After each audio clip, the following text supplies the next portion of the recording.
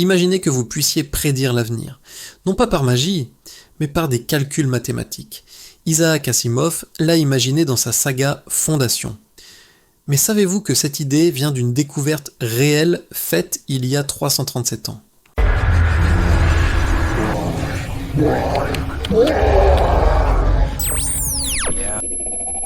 Dans cette vidéo, je vais vous raconter l'histoire de la force la plus mystérieuse de l'univers. Celle qui fait tomber votre café par terre, mais qui maintient aussi la Terre autour du Soleil. Celle que Newton pensait être une force invisible, jusqu'à ce qu'Einstein révèle qu'elle n'est pas du tout une force. Vous allez découvrir pourquoi vous ne flottez pas dans un avion, mais vous flottez dans une station spatiale. Comment la NASA envoie des sondes vers Mars, sans carburant. Et pourquoi un mythe grec vieux de 3000 ans résume parfaitement les dangers de défier la gravité. Restez avec moi, parce que ce voyage va complètement changer votre vision de l'univers.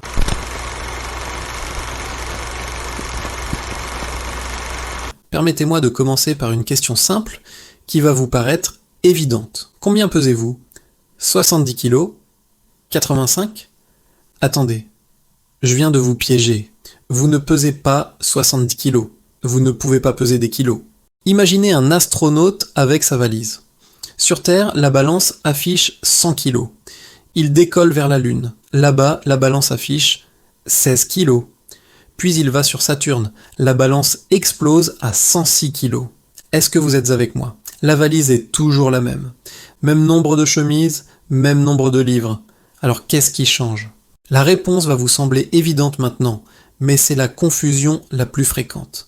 Ce qui ne change jamais, c'est la masse, la quantité de matière dans la valise. Ce qui change, c'est le poids, la force avec laquelle la planète tire sur cette valise. Le kilo mesure la masse. Le poids, lui, se mesure en newtons. Et voici pourquoi cette distinction est absolument cruciale. Mais attendez, si le poids et la masse sont si différents, pourquoi au supermarché on vous vend 1 kg de pommes et non pas 9,81 newtons de pommes? Je vais vous raconter l'histoire du commerçant qui a transporté sa balance sur Mars. Le problème est que dans notre vie quotidienne, la gravité est constante, donc masse et poids sont toujours proportionnels. Le commerçant s'intéresse à la quantité de produit, la masse, mais utilise le mot poids par habitude. Sur Mars, sa balance terrestre ne fonctionnerait plus correctement, parce que la gravité martienne est 38% de celle de la Terre. Maintenant que vous maîtrisez cette distinction fondamentale, je peux vous poser la question qui a changé la physique pour toujours. Pourquoi les objets tombent-ils?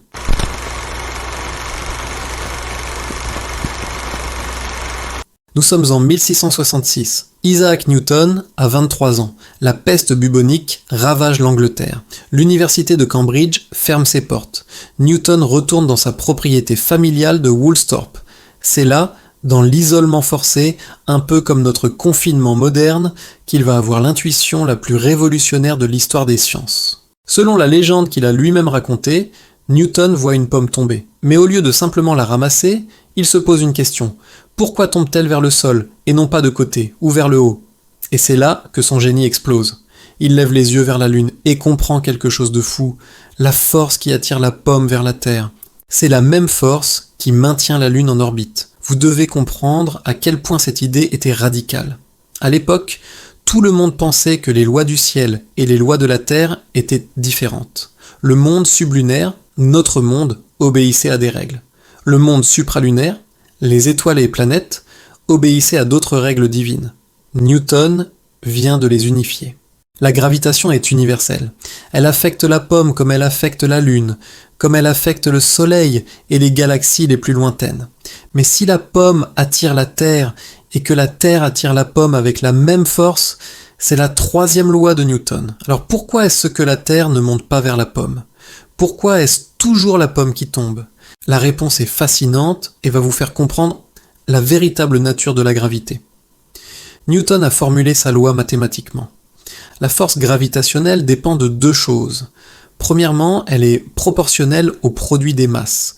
Plus un objet est massif, plus il attire. Deuxièmement, elle diminue avec le carré de la distance. Si vous doublez la distance, la force est divisée par 4. Voici l'équation qui régit tout de la chute d'un stylo à l'orbite des galaxies. Vous voyez ce G dans la formule? C'est la constante gravitationnelle. Sa valeur est ridiculement petite, 6,6710 puissance moins 11. C'est pour ça que vous ne sentez pas l'attraction gravitationnelle de votre voisin dans le métro, même s'il pèse 100 kg. La gravité est en réalité la plus faible des 4 forces fondamentales de l'univers. Mais c'est aussi la seule qui agit sur des distances infinies. Question rapide, je lâche une plume et un marteau en même temps. Lequel touche le sol en premier? Vous allez me dire le marteau, évidemment. Eh bien, vous avez tort et raison en même temps. Laissez-moi vous expliquer pourquoi cette expérience a changé notre compréhension de la gravité. En 1971, l'astronaute David Scott de la mission Apollo 15 a réalisé cette expérience sur la Lune, sans atmosphère, donc sans résistance de l'air. Il a lâché un marteau géologique et une plume de faucon en même temps. Le résultat a émerveillé des millions de personnes qui regardaient en direct. Les deux ont touché le sol lunaire exactement au même instant. Tous les objets, quelle que soit leur masse, tombent à la même vitesse en chute libre. Ce que Newton a découvert, c'est que la masse inertielle, votre résistance au mouvement, et la masse gravifique, votre attraction par la gravité sont parfaitement égales. Ce n'est pas évident qu'elles devraient en l'être, mais elles le sont. Et ce fait bizarre va devenir la clé qui permettra à Einstein, 200 ans plus tard, de révolutionner complètement notre compréhension de la gravité. Pour comprendre ce qu'est une orbite, imaginez que vous avez un canon au sommet d'une montagne. Vous tirez un boulet horizontalement. Il vole un peu, puis retombe. Vous augmentez la poudre. Le boulet va plus loin, mais retombe encore. Maintenant, imaginez que vous tiriez si vite que pendant que le boulet tombe, la courbure de la Terre l'éloigne du sol. Le boulet tombe toujours, mais il rate constamment sa cible. C'est ça une orbite. La Lune fait exactement ça. Elle tombe vers la Terre à chaque instant. Si elle s'arrêtait soudainement sur son orbite, elle s'écraserait sur nous en quelques jours. Mais elle a une vitesse latérale de 3683 km/h. Cette vitesse la fait constamment manquer la Terre. Newton a été le premier à comprendre que la même force qui fait tomber la pomme maintient la Lune prisonnière de son éternelle valse autour de nous.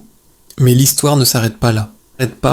Avant Newton, un astronome allemand nommé Johannes Kepler avait observé que les planètes ne tournent pas en cercle parfait, mais en ellipse, et que plus une planète est loin du Soleil, plus elle met du temps à faire un tour.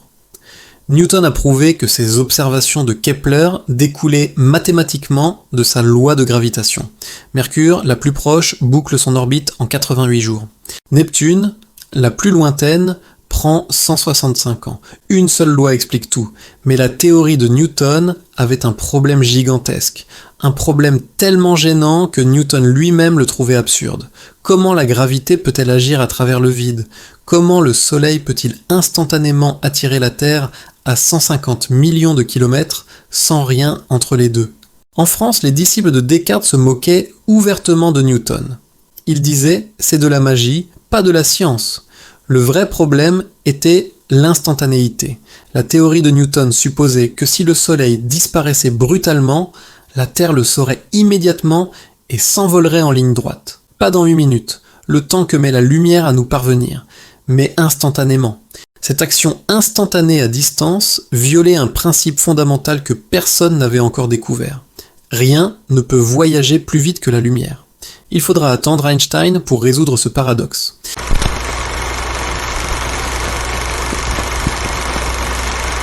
En 1915, Albert Einstein publie sa théorie de la relativité générale, et il détruit complètement notre conception de la gravité. Pour Newton, la gravité était une force. Pour Einstein, la gravité n'est pas une force du tout, c'est la conséquence de quelque chose de beaucoup plus profond, la déformation de l'espace-temps lui-même. Laissez-moi vous montrer avec l'analogie la plus célèbre de la physique. Imaginez l'univers comme un immense drap élastique tendu. Posez une bille légère dessus. Le drap ne bouge presque pas. Maintenant, posez une boule de bowling lourde. Elle crée un creux profond. Si vous faites rouler une petite bille près de ce creux, elle ne sera pas attirée par une force invisible.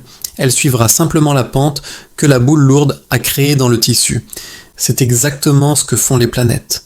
est le roulement dans les déformations que les étoiles créent dans l'espace-temps. Mais Einstein ne s'arrête pas là. Pour lui, l'espace et le temps ne sont pas séparés. Ils forment une structure unique, l'espace-temps. Vous n'êtes jamais immobile. Même assis sur votre chaise en ce moment, vous voyagez à travers le temps. Et la masse courbe non seulement l'espace, mais aussi le temps. Près d'un objet massif, le temps s'écoule plus lentement. C'est pour ça que les satellites GPS doivent corriger leurs horloges en permanence. Sinon, votre position serait fausse de plusieurs kilomètres. Voici le truc le plus fou d'Einstein. Quand vous êtes debout sur Terre, vous pensez être immobile. Faux. Selon Einstein, vous êtes constamment accéléré vers le haut par le sol. La chute libre, c'est être astronaute en orbite, c'est le parachutiste en l'air. Ce sont eux qui ne subissent aucune accélération. C'est nous, au sol, qui sommes constamment poussés vers le haut pour ne pas suivre notre trajectoire naturelle dans l'espace-temps courbé. Einstein adorait les expériences de pensée, et voici sa plus célèbre. Imaginez que vous êtes dans un ascenseur sans fenêtre. Impossible de voir dehors. Situation A. L'ascenseur est immobile sur Terre. Vous sentez votre poids normalement. Situation B. L'ascenseur est dans l'espace lointain, loin de toute gravité, mais il accélère vers le haut à 9,81 mètres par seconde carrée. Vous sentez exactement la même chose. Einstein a démontré qu'aucune expérience faite à l'intérieur de l'ascenseur ne peut distinguer les deux situations. C'est le principe d'équivalence. Dans l'espace-temps courbé, les objets en chute libre suivent des trajectoires appelées géodésiques. C'est le chemin le plus droit possible dans un espace qui n'est pas droit. Imaginez deux personnes qui partent de l'équateur et marchent droit vers le nord. Elles finiront par se croiser au pôle nord. Elles n'ont pas été attirées l'une vers l'autre, c'est juste la courbure de la Terre qui les a rapprochées. Les planètes font pareil dans l'espace-temps. Mais que se passe-t-il quand la déformation de l'espace-temps devient extrême? Quand un objet est si massif qu'il crée un puits sans fond. Bienvenue dans l'univers des trous noirs. Ces monstres cosmiques sont la prédiction la plus spectaculaire de la relativité générale d'Einstein. Un trou noir n'est pas un aspirateur cosmique qui avale tout. C'est simplement une région où la courbure de l'espace-temps est si forte que même la lumière ne peut s'échapper. Imaginez que vous approchez d'un trou noir. D'abord, rien ne semble anormal. Puis, vous commencez à sentir un étirement bizarre. Vos pieds sont attirés beaucoup plus fort que votre tête. C'est l'effet de marée gravitationnelle. Plus vous vous rapprochez, plus le temps ralentit pour vous. Pour un observateur lointain, il vous verrait figé à l'horizon des événements pour toujours. Pour vous, vous traverseriez cet horizon sans même vous en apercevoir. À l'intérieur, la physique devient folle. L'espace et le temps échangent leur rôle. La direction vers le centre devient votre futur inévitable. Comme nous avançons toujours vers le futur, vous ne pouvez qu'avancer vers la singularité, un point où la densité est infinie et où nos lois physiques s'effondrent. Les trous noirs ne sont pas des objets exotiques rares. Au centre de notre galaxie, Sagittarius A, un trou noir de 4 millions de masses solaires règne en maître. Mais la gravité ne crée pas que des puits, elle crée aussi des points d'équilibre parfaits. Les points de Lagrange sont comme des places de parking cosmiques, des endroits où les forces gravitationnelles de deux corps massifs s'annulent parfaitement. Imaginez la Terre et le Soleil. Il existe 5 points spéciaux autour de la Terre où un objet peut rester immobile relativement à nous. Le point L1 entre la Terre et le Soleil est parfait pour observer notre étoile. Le point L2 de l'autre côté de la Terre est idéal pour les télescopes spatiaux. C'est là que se trouve le James Webb. L3, L4 et L5 forment un triangle équilatéral avec les deux corps. Ces points sont comme des vallées gravitationnelles où les objets peuvent se piéger naturellement. Certains astéroïdes, les Troyens, occupent ces points autour de Jupiter depuis des milliards d'années. Ces points ne sont pas juste des curiosités mathématiques, ils sont essentiels pour l'exploration spatiale. Placer un satellite à L1 nous donne un avertissement précoce des éruptions solaires. L2 offre un environnement stable pour l'astronomie infrarouge. Et un jour, peut-être que des stations spatiales occuperont ces points de Lagrange. Des ports de départ pour les missions vers Mars et au-delà. Mais comment envoyer une sonde vers Mars sans carburant ? La réponse réside dans une technique incroyablement astucieuse, l'assistance gravitationnelle. Imaginez que vous lanciez une balle vers un camion en mouvement. Si la balle rebondit correctement, elle peut gagner de la vitesse. Dans l'espace, les planètes deviennent des frondes cosmiques. La sonde Voyager 1 a utilisé Jupiter et Saturne comme tremplin. Chaque passage rapproché lui a donné un coup d'accélération gratuit, comme si elle volait un peu d'énergie orbitale à la planète. Pas assez pour perturber la planète, mais assez pour propulser la sonde vers les étoiles. Aujourd'hui, Voyager 1 voyage à 17 km par seconde, ayant quitté le système solaire grâce à ses coups de pouce gravitationnels. Mais il existe une technique encore plus sophistiquée, les réseaux de transport interplanétaires, des couloirs invisibles dans l'espace où les objets peuvent voyager avec un minimum d'énergie. Ces chemins suivent les tubes de flux gravitationnels, comme des autoroutes cosmiques. La sonde Genesis a utilisé l'un de ces couloirs pour collecter des particules solaires. Un jour, peut-être que ces routes spatiales permettront des voyages réguliers entre les planètes. Avec une consommation de carburant presque nulle, revenons à ce mythe grec de 3000 ans. Icare, qui voulait s'échapper du labyrinthe avec des ailes de cire et de plumes. Son père Dédale l'avertit, ne vole pas trop près du soleil, ni trop près de la mer. Mais Icare, grisé par le vol, s'approche trop près du soleil. La cire fond, et il tombe dans la mer. Ce mythe n'est pas juste une histoire sur l'orgueil. C'est une métaphore parfaite des dangers de la gravité. Pour décoller de la Terre, nous devons atteindre la vitesse de libération, 11,2 km/s. C'est comme si nous construisions nos ailes modernes avec des fusées. Mais si nous allons trop lentement, la gravité nous ramène au sol. Si nous allons trop vite dans l'atmosphère, la friction nous consume. Chaque lancement spatial est un balai avec la mort. Comme Icare, nous devons trouver la trajectoire parfaite. Mais contrairement à Icare, nous avons appris les lois de la gravité. Nous comprenons comment calculer les orbites de transfert, comment utiliser les assistances gravitationnelles, comment naviguer dans les points de Lagrange. La science a transformé le mythe en équation. Le rêve d'Icare devient réalité avec chaque satellite que nous lançons, chaque astronaute qui flotte en orbite. Et Asimov, dans tout ça, sa psychohistoire imaginait une science qui pourrait prédire l'avenir des civilisations, une mathématique du comportement humain à grande échelle. Mais comment cela se connecte-t-il à la gravité ? Parce que la gravité nous a appris quelque chose de fondamental, que des lois simples peuvent gouverner des systèmes complexes. Newton a montré qu'une seule équation régit les pommes et les galaxies. Einstein a révélé que la géométrie de l'espace-temps détermine le mouvement des planètes. Ces découvertes suggèrent que l'univers est fondamentalement compréhensible, que derrière le chaos apparent, il y a un ordre mathématique. Peut-être que le comportement des sociétés obéit aussi à des lois profondes. Bien sûr, la psychohistoire reste de la science-fiction, mais la gravité nous donne un espoir fascinant.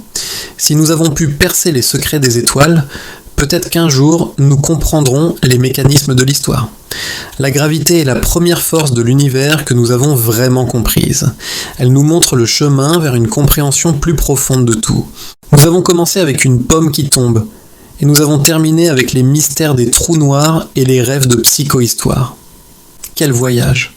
De la confusion entre masse et poids à la courbure de l'espace-temps. De l'attraction mutuelle des objets au réseau de transport interplanétaire. La gravité est partout autour de nous, mais aussi en nous.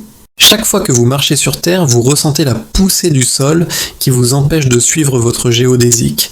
Chaque fois que vous utilisez votre GPS, vous bénéficiez des corrections relativistes.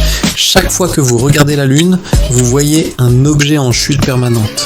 La gravité n'est pas juste une force ou une géométrie, c'est le tissu qui relie tout l'univers.